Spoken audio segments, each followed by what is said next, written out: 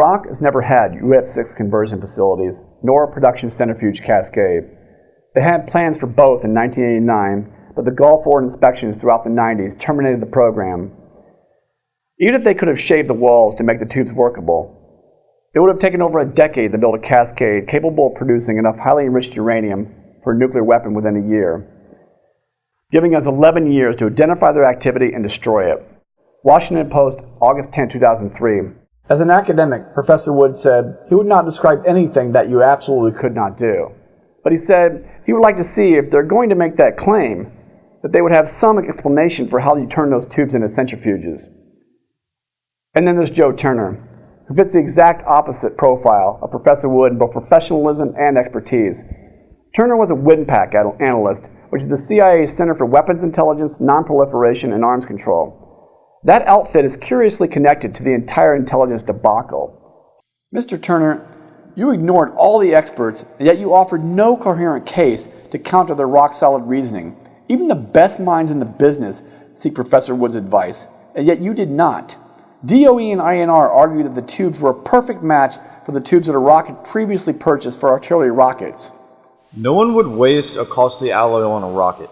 The Senate Select Committee on Intelligence investigated this so-called intelligence failure and produced a 511-page document called the Senate Intelligence Report that was released in July 2004. When interviewed by the committee, Department of Defense design engineers who work on rocket systems testified that the National Intelligence Estimate was not correct at all on your claim. According to the Senate report, high-strength aluminum tube is, around the world, the material choice for low-cost rocket systems because it's widely available and can be easily manufactured and has a high strength-to-weight ratio. U.S. and Russian rocket systems also use the 7075 T6 aluminum, and 13 other countries that manufacture the U.S. Mark 66 also use that same aluminum. The tubes are suitable for uranium enrichment, and the rocket is less likely the scenario. What is your argument to support that belief? The tubes are a near match for the 50-year-old centrifuge designed by the German scientist Gernot Zipper. Not according to Dr. Zipper. You didn't bother to ask him, but Professor Wood did. And Dr. Zipper replied, not so, not even close. All the Iraqis had to do was cut the tubes in half for a near match to the Zipper design. except that they would still be too heavy, even after cutting them in half. DOE experts told you in 2001 that you failed to include the end caps and a baffle in your calculation of the rotor mass. But if the Iraqis also shaved the wall thickness down to 1 millimeter, then the mass would match. So, with those modifications, the tubes would work. You seem to be making it up as you go. You claim that the Titan tolerances indicated the tubes were for centrifuges. Now you're arguing that the walls would have to be machined, which negates your argument on the tolerances. And while theoretically possible to shave the walls to make them work, according to the Red Team paper, it is extremely difficult to machine a high-strength aluminum tube without rendering it useless as a centrifuge rotor. A centrifuge rotor, even a few tenths of a millimeter lopsided, is going to have significant balancing problems. But even if a rock could pull all that off to perfection, the rotor's separative capacity would be 4 to 5 times less than their proven carbon fiber design. Joe T. made his presentation. The view in Vienna in the summer of 2001 was maybe this guy has a clever idea, but he really is just grabbing at almost straws to prove his case. And when he's debunked in one model, he then shifts it and tries to make his information fit another centrifuge model. And yet, whenever you confronted him with the facts or the weaknesses in an argument, he always came back with the same answer. It's only for centrifuges. Our level of contribution is to bring facts. The fact that the facts we bring on the table are taken into account or ignored goes beyond our capabilities. There's another part of this story which is troubling, is that when the CIA person went back, he said the CIA agreed with him. And in fact, they spent a long time telling this guy he's wrong and that they don't agree with him. Now, and he went back to the CIA and told his CIA bosses, the IAEA agree with me. That's right. Hubris. Turner refused to back down. In meetings and teleconferences with Energy Department scientists and IAEA officials, he arrogantly dismissed the dissents and showed no willingness to engage in debate. He was very condescending, recalled Robert Kelly, a weapons inspector with the IAEA who sat in on meetings with Turner. It was like he was on kind of a messianic mission. It was like he didn't want to hear the right answer. The following is a 2-minute scene from Fair Game that accurately depicts Turner's attitude. In summer 2001, Iraq sought to purchase 60,000 high-alloy 7075 T6 aluminum tubes manufactured in China. Now, the high spec of these tubes led us to conclude they were intended for the enrichment of uranium, and as such, provide proof that Saddam is building a nuclear bomb. In August 2001, Jay Turner, that's me, flew to Vienna to meet with the IAEA scientists. I produced this report, aspects of which represents the CIA's present position.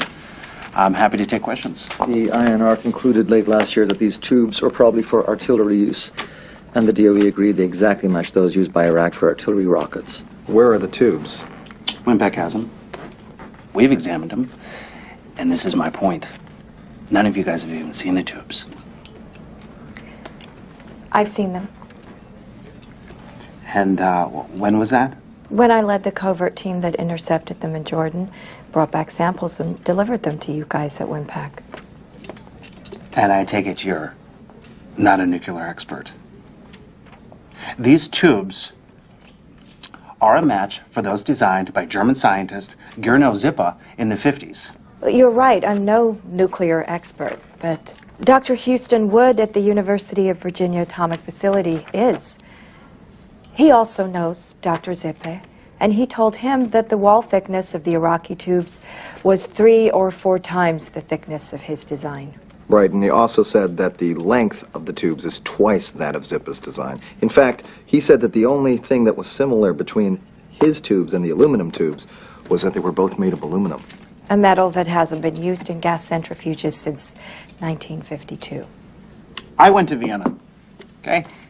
Canada, and I've been working on this for months. They're centrifuges, fact. Okay, so basically, they're your tubes, and if we don't let you win, you're taking them home. That's pathetic. Red Team paper. Nevertheless, by September 2001, the matter had more or less been settled. There was no serious debate within the intelligence community. One stubborn Wimpec analyst does not constitute a debate. Then 9/11 happened, and what do you know? The tubes were resurrected. In November of that year, the Defense Intelligence Agency, DIA for short, got in on the game. From DIA's own website, the Defense Intelligence Agency is a Department of Defense combat support agency that produces, analyzes, and disseminates military intelligence information. Doesn't strike me as an agency of experts on centrifuge physics. I confirmed their qualifications with Greg Thielman, the Director of Proliferations for PAL's Intelligence and Research Bureau at the State Department. Thielman told me that DIA would have no particular institutional strength to bring to bear on the issue. Hubris. In late 2001, INR conducted an internal study of the Iraqi nuclear issue and the tubes. PAL's intelligence agency canvassed the nuclear labs and interviewed several nuclear scientists. We were talking to all these experts and they were telling us, no, this is not the kind of tube to use for centrifuges, Thielman later said. In a lengthy memo to PAL in late 2001 and in a follow-up report in early 2002, the INR strongly disputed the CIA's tubes argument, as well as the rest of the case for a resurgent Iraqi nuclear program. The consistent message from INR, Thielman later noted, was that there was no good evidence at all that Iraq would restart its nuclear program. But instead of going on a fact-finding mission like INR, DIA went looking for a way to fit the dimensions to a design that didn't require major modifications. They thought they had something by comparing the tubes against the beam centrifuge design that Iraq worked on in the 80s. Red Team paper. DIA had ignored an important point. The beam centrifuge had never actually worked. Not even Jesse Beams himself had managed to develop a working beam centrifuge. Although the Iraqis had pursued a beam centrifuge in the late 1980s, they could never get it to work either. The Iraqi beam centrifuge had never operated faster than 25,000 RPM, far too slow to separate uranium isotopes. When Iraq procured more advanced designs in 1989, their beam centrifuge project was quickly abandoned. Professor Wood interviewed Dr. Zippa in 2003. The full 45 minutes would be enjoyable for anyone interested in the evolution of centrifuges, but this 90-second clip is of particular importance. On this occasion, we have Dr. Gurno Zippa, who is one of the founders of gas centrifuges in the world, and we're going to have a conversation with him today about his experiences. Well, the news media has been discussing in recent times a controversy surrounding aluminum tubes that Iraq was attempting to purchase before the recent war that the United States has gone in with some allies to Iraq. The principal question is whether or not these tubes were suitable for use in gas centrifuges, enabling to be able to produce highly enriched uranium. I would say you would be very surprised if anybody would use aluminum tubings to make centrifuges. The only possibility would be if he cannot get any other material. But looking back, that my former co-worker Sharp has sold already carbon fiber centrifuges to Iraq before the first war, and they have found by the inspectors of the EIO in Vienna and have been destroyed. Why they should now go back to aluminum rotors, I couldn't imagine. But you can use aluminium tubing for many things. You can make smoke pipes or something else for canalization or whatever it is. For centrifuges, I think nobody can be that stupid. Okay. I think that's well put. Okay. Amazingly, the saga over the aluminum tubes had barely just begun. Report after report was routed to the White House over the next year. None of them offered anything new to bolster the CIA's belief, and most of the assessments were unavailable to other agencies. Then September 2002 rolled around, and like retailers ramping up for the holidays, the White House unleashed its product launch. Many a war has been caused by a diplomat who lied to a journalist and then believed what he read in the newspapers. When I read that in Eric Alterman's excellent book, When Presidents Lie, A History of Official Deception and Its Consequences, Vice President Cheney and New York Times' Judy Miller came to mind. In a way, the administration constructed a box and that box had all the information that the administration wanted the media and the public and Congress to have. What they would do is you'd have the Iraqi National Congress taking bogus defectors, the information from them, giving them to the Pentagon, and then the Iraqi National Congress then giving them to the journalists. And they said, if you don't believe us, the Iraqi National Congress, call up the Pentagon. So you had this circular reporting. And you've had the New York Times admitting that it was using one source for all of its information on weapons of mass destruction. And it was, self-affirming by going to the Pentagon. Hubris. The official rollout was launched in a routine manner on the Sunday morning chat shows, but it relied on a rather unusual device, a feedback loop exploited by the White House. A leak of secret intelligence produced a dramatic front-page headline the senior administration officials then used to corroborate their most alarming claim. Vice President Cheney, Meet the Press, September 8, 2002. There's a story in the New York Times this morning, so now it's public that, in fact, Saddam has been seeking to acquire the kinds of tubes that are necessary to build a centrifuge. And the centrifuge is required to take low-grade uranium and enrich it into highly enriched uranium, which is what you have to have in order to build a bomb. This is technology he was working on before the Gulf War, except that their pre-Gulf War technology was not in line with these tubes at all. Rocket advanced a design that used margin steel or carbon fiber, so any attempt at the aluminum tubes would be a huge step backward. Vice President Cheney, we know with absolute certainty that he is using his procurement system to acquire the equipment he needs in order to enrich uranium to build a nuclear weapon. New York Times, September 8, 2002. Experts say the dimensions and precise specifications of the aluminum tubes will be a clear indication of its intended use. Iraq used European designs for centrifuges in its earlier efforts, and American experts know what type of tubes are needed to make such centrifuges. Senior administration officials insist that the dimensions, specifications, and numbers of the tubes show that they were intended for the nuclear program.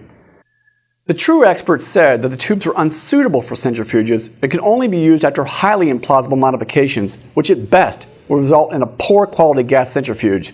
The numbers of tubes sought indicated that they were for rockets, as Albright pointed out earlier by saying this claim on quantity was preposterous on his face.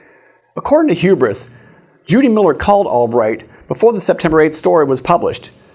He was out of town. Rather than wait to hear back from someone who would speak with honesty and intelligence on the matter, they ran the story.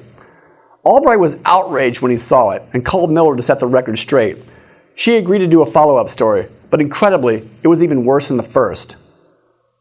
New York Times, September 13, 2002. According to an administration official, the best technical experts and nuclear scientists at laboratories like Oak Ridge supported the CIA assessment.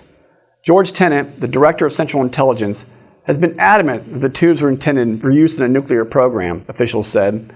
They also said it was the intelligence agency's unanimous view that the type of tubes that Iraq had been seeking are used to make such centrifuges. Although the CIA position appears to be the dominant view, some officials said experts in the State Department and the Energy Department questioned whether Iraq might be seeking the tubes to build rockets, but other, more senior officials insisted last night that this was a minority view among intelligence experts and that the CIA had wide support, particularly among the government's top technical experts and nuclear scientists. Notice how she went out of her way to repeat the claim about the support from top technical experts and nuclear scientists. Never mind that Albright just told her the exact opposite was true. The September 8th article stated that the diameter, thickness, and other technical specifications were behind the administration's belief on the intended purpose of the tubes. Those claims were central to Albright's opposing arguments. And what do you know? There's not one word about diameter or thickness anywhere in the follow-up article. Don't yell at me, yell at Gordon, Miller told Albright. At minimum, if you've got a physicist yelling at you for getting the story so egregiously wrong, one would think that you'd start having some serious suspicions. Instead, the second article just reinforced the first, which created talking points for the echo chamber that surrounded the story. Based on what you know right now, how close is Saddam Hussein's government to developing a nuclear capability? You'll get different estimates about precisely how close he is. We do know that he is actively pursuing a nuclear weapon. We do know that there have been shipments going to Iraq of high-quality aluminum tubes that are only really suited for nuclear weapon programs. We know that he has the infrastructure and nuclear scientists to make a nuclear weapon. The bottom line is therefore what? Your assessment 6 months, a year, 5 years? How much longer do you believe, given the intelligence information you obviously have, it will take for Saddam Hussein's government to have a nuclear bomb? It was anything but obvious, and even the most basic questions would have made that clear. How about asking her to give you some of those different estimates? Why not inquire as to what the tubes are for and ask her to explain the key components required to enrich uranium? And then ask her to provide specific evidence of Iraq's past and present capabilities on centrifuge technology. But rather than delve into her empty assertions, Blitzer floated her a softball in hopes of a headline. This concludes Act 1. Silver wings upon their chest, these are men, America's best.